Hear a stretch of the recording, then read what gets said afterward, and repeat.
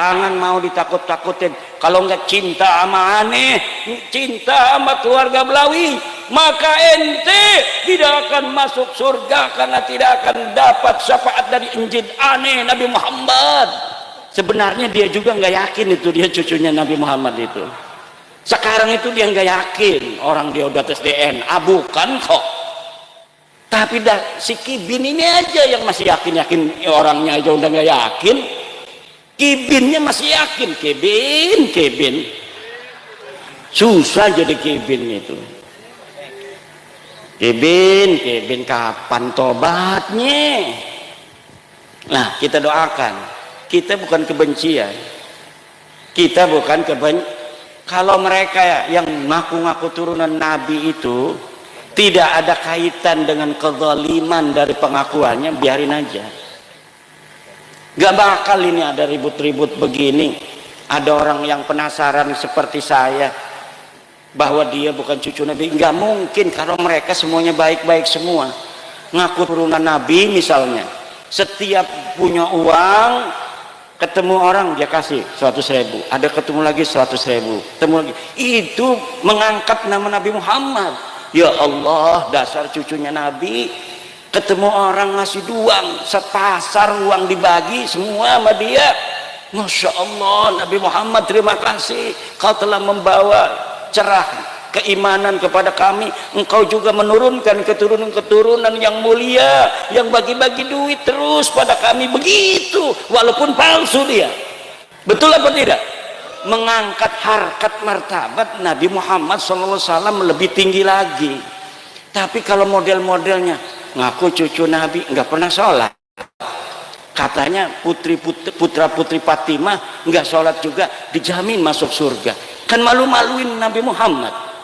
Ngaku cucu Nabi, ada apem punya orang diambil aja. Allah, minum-minuman keras, mabok, nyolong motor, dawir, nyolong apa namanya tuh akuarium. Ada di Lampung nyolong akuarium, di Banyumas nyolong keramik 200 meter material. Dia bawa mobil losbak ngambilin keramik, bukannya bayar, bilang Habib Banu, emangnya ini material siapa? Dapat keramiknya bukan dapat beli apa? Enak amat membawa nama Rasulullah untuk hawa nafsunya dia. Ini adalah merendahkan harkat martabat Rasulullah. Wajib bagi kita untuk menjaga kemuliaan Rasulullah dengan membongkar kepalsuan nasab orang-orang yang mengaku sebagai cucu Nabi, kemudian menggunakan pengakuan itu untuk berbuat zalim dan merendahkan harkat martabat Nabi. Setuju, Bu? Asyhadu anna Ba'lawi Habib laisu min dzurriyyati Rasulillah. Merdeka. Udah merdeka itu, insya Allah. Lebih merdeka lagi kalau ada lambang PWI di rumahnya. Ini lambang Nahdlatul Ulama di atas, karena PWI anaknya Nahdlatul Ulama. Di bawahnya lambang PWI LS. Insya Allah ada Kabib masuk, masya Allah. Langsung nggak mau dia. Nanti kiai-kiai, ada apa Beb? Mau ngehol? Enggak Kiai. Enggak Kiai. Ini saya melihat bahwa Kiai ini akan masuk surga. Saya permisi Kiai. Assalamualaikum. Gitu doang paling juga. Kalau sudah ngelihat ada gambar PWI atau foto saya. Kalau belum punya gambar PWI, foto saya aja dipasang. Jangan fotonya Gus Yahya. Nanti kalau fotonya Gus Yahya ada Habib masuk, ini husnudon ini husnudon nih, alhamdulillah nih. Kalau yang husnudon kan masih bisa dibohongin, ini husnudon. Saya kirimin itu, saya pernah ngomong begini di Lampung, videonya saya potong, saya kirimin ke Gus Yahya, ketawa kali dia di sana. Kalau yang ada foto saya, insya Allah nggak berani. Itu para habaib itu dawir-dawir lagi. Tapi kalau ada foto Gus Yahya, wah ini babul husnudon ini, bab husnudon ini.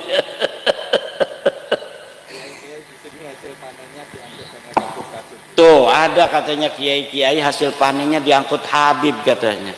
Lah apakah yang begitu itu pantas untuk membawa-bawa nama Rasul, Bu? Nggak pantas. Nggak pantas bawa-bawa nama caci makinya luar biasa. Abis saya ini dibilang cecoro, dibilang dajjal, dibilang monyet, dibilang anjing. Habis semua kebun binatang ke saya semua. Nggak tahu kalau yang dihadapin ini adalah putra wayah Nusantara. Ini saya mendapatkan ini, pusaka-pusaka ini banyak sekali dari orang-orang yang mempunyai mata yang lain selain mata kepalanya. Bahkan ketika capres, saya akan lihat-lihat Pak Jokowi. Pak Jokowi ini kayaknya mau ke Ganjar, kata saya ini. Saya dukung Ganjar, kata saya. Kemudian datang itu utusan dari para penunggu gunung-gunung sepuluh Jawa. Kata dia, saya kan orangnya husnudon aja begitu mah. Kiai, kenapa bukan pilih Pak Prabowo? Kenapa? Sudah ditanda tangan oleh penunggu gunung sepuluh Jawa bahwa yang akan jadi presiden Prabowo. Kata orang itu. Terus, tapi para penunggu gunung-gunung sejawa sedang cinta sama Kiai Imad. Kalau Kiai Imad nggak berubah, maka tanda tangannya yang akan diberubah, yang didukung Kiai Imad yang akan menang. Sampai begitu.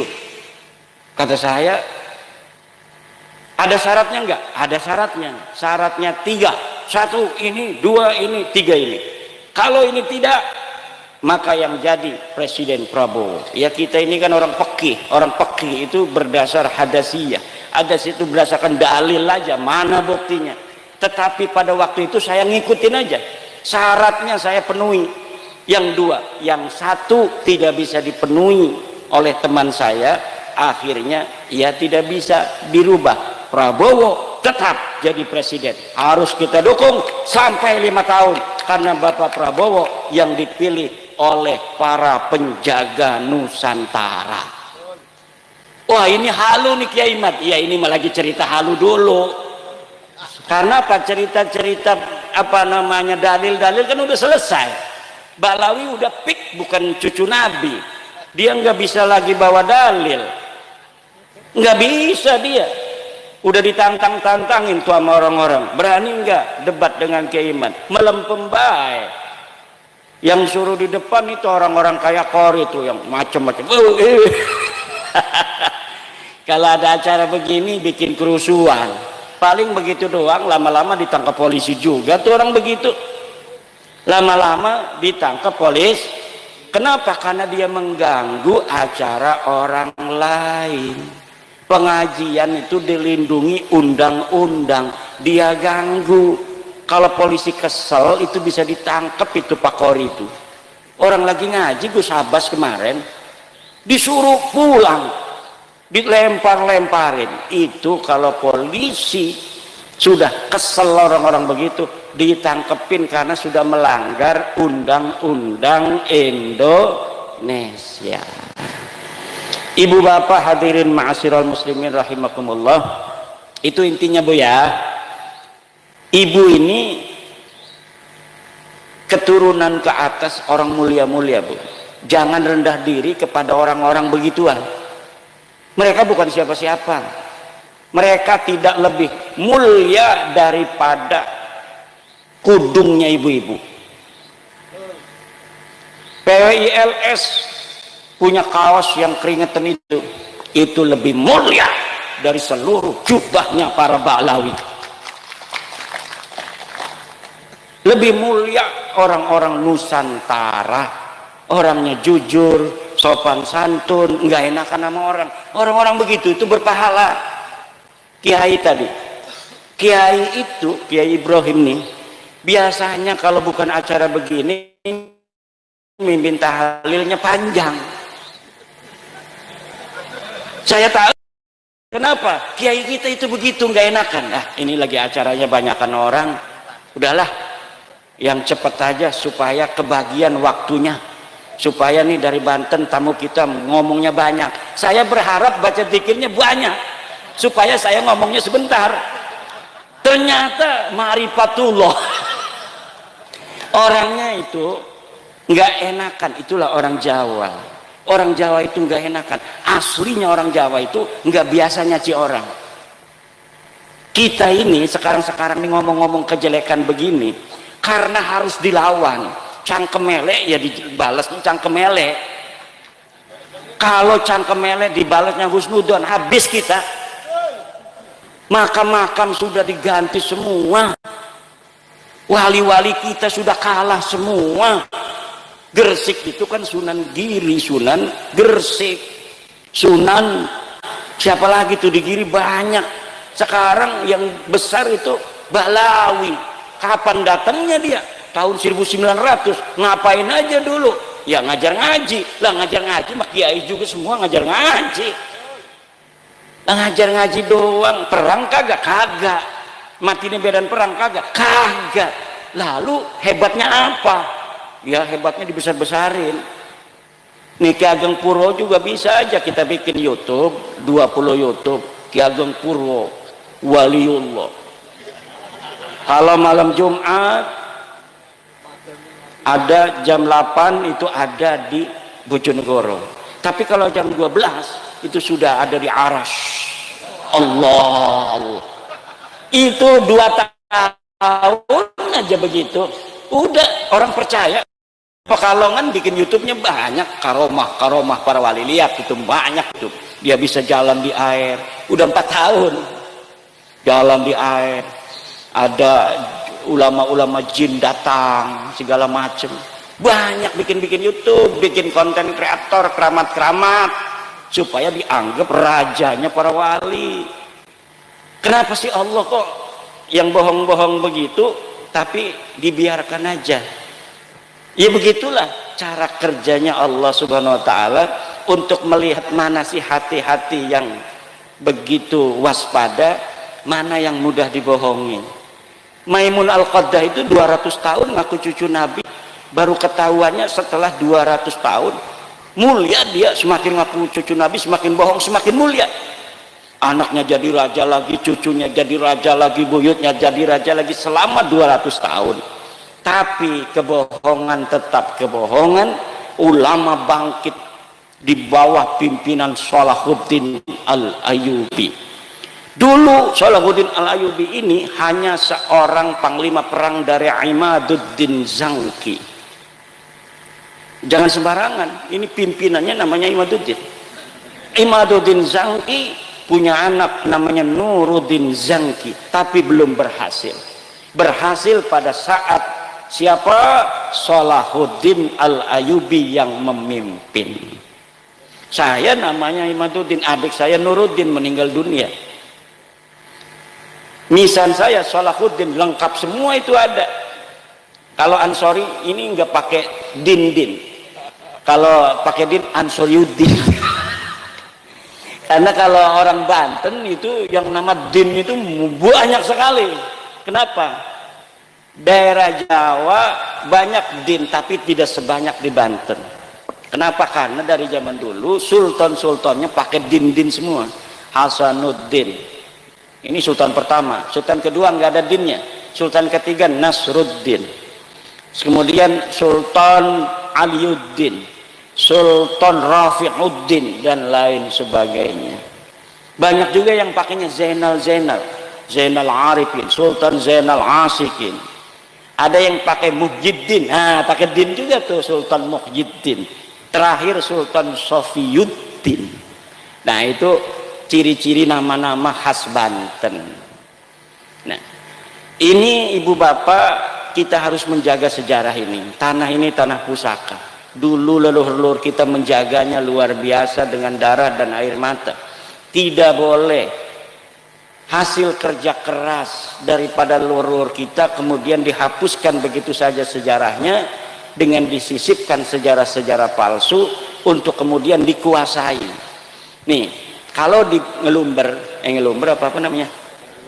Ngelumber dibangun makam Habib palsu misalnya, Syekh atau Habib Ahmad As-Segaf wafat 1700, dimerekin penyebar agama Islam di Ngelumber. Walaupun hanya sederhana begitu, lama-lama kiai-kiai kita yang dulu ngaji di Mbah Hasim, ngaji di Mbah Khalil, hilang semua peran-perannya bahwa ini yang betul-betul menyebarkan Islam. Nanti lama-lama ada anak KKN di IAIN, orang Ngelumber kuliah di IAIN, coba kamu ada makam keramat apa di desa kamu, tulis skripsi di situ. Wah, ini yang lain kan kiai-kiai kita makamnya nggak mau digede-gedein, dikeramat-keramatin, itu biasa-biasa aja. Akhirnya dia taunya yang palsu ini. Sejarah masuknya Islam di Ngelumber oleh Habib Ahmad As-Segaf tahun 1700, padahal bohong. Itu yang akan terjadi. Kenapa? Cara untuk menghancurkan bangsa dan menguasainya, pertama rubah sejarahnya, lalu hapus sejarah dan hubungan mereka dengan leluhurnya. Seakan-akan mereka hanya tahu mereka orang-orang budak, orang-orang awam yang mudah untuk ditundukkan. Satu generasi itu semua bangsawan-bangsawannya akan menjadi kambing. Generasi ketiganya sudah akan menjadi bebek. Itu orang Eropa yang nulis begitu. Jadi para politisi Eropa itu cara dulu menjajah bangsa Indonesia, Malaysia, terus di Yaman, segala macam itu caranya dia kuasai secara ekonomi, kekuatan militer, agar dia selamat menjajah di situ ratusan tahun. Sedikit demi sedikit bangsawannya ditundukkan dengan sejarah palsu. Nah, kemudian diciptakan sejarah ini, disiapkan ketika masih hidup ini bangsawan pertama, pastikan dia akan melawan. Ini diumpetin dulu bukunya. Kalau sudah mati semua satu generasi, generasi kedua anaknya ini dikasih sejarah ini. Ini kan ditulis ketika ayah kamu hidup.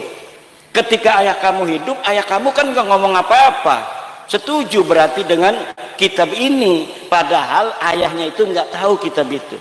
Kayak sekarang Mbah Hasim. Mbah Hasim dibawa terus kan.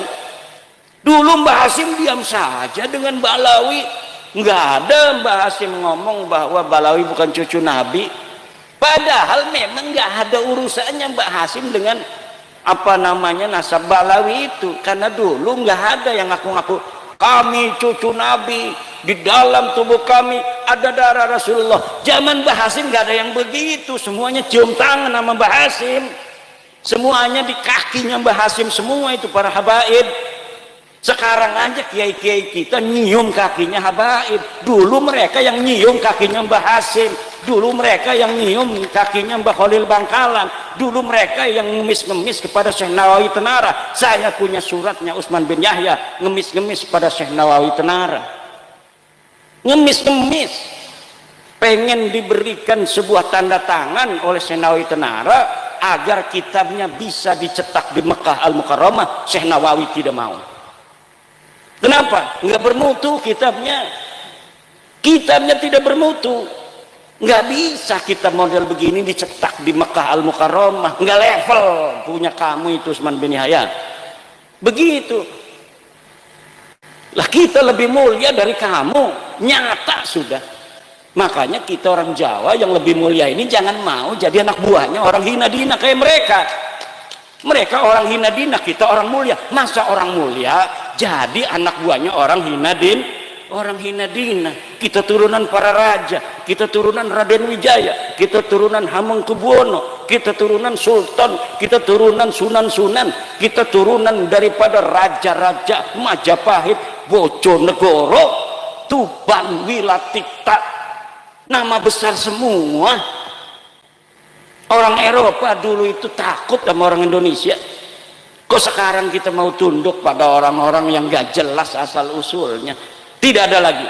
Sekarang zamannya adalah zaman kebangkitan kiai-kiai Nusantara.